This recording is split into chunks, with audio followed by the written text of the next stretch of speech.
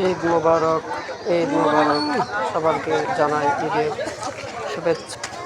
ঈদ মোবারক। আমাদের ঈদগায় মানুষ এখন আসা শুরু হয়ে গেছে। সবাই ঈদের নামাজ পড়তে আসছে এক এক করে। আমাদের এখানে কিছু দোকান পাশে বসে।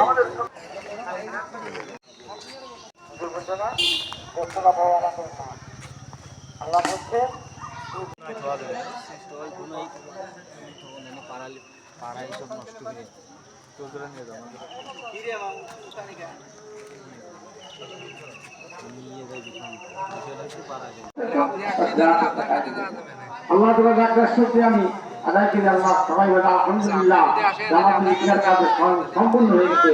এই যে ইনশাআল্লাহ আমি আল্লাহ দরবারে দোয়া করি। ঈদের কদিন পরে আসবেন? একটা আলাদা রকমের মজা। এটা হচ্ছে ঈদুল আযহা। আমরা এটাকে বলি কুরবানি। কুরবানি হচ্ছে একটা ফার্সি শব্দ। এই আযহা শব্দটাই ফার্সিতে কনভার্ট হয়ে আসছে কুরবানি, এবং এই কুরবানির বাংলা হচ্ছে ত্যাগ, অর্থাৎ এটা হচ্ছে ত্যাগের ঈদ।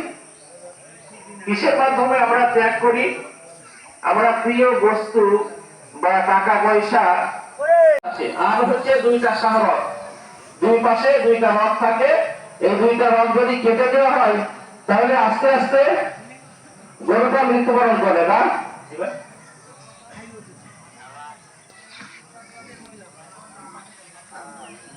হ্যাঁ, তাদের কোরবানি হবে না, এরকম কোনো কথা নাই। কোরবানির আরো মশালা আছে।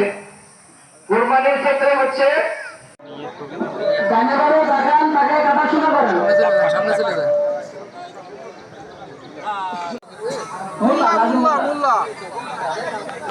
আচ্ছা আচ্ছা, 1000 টাকা আলহামদুলিল্লাহ। মোহাম্মদ নাজিম মোল্লা।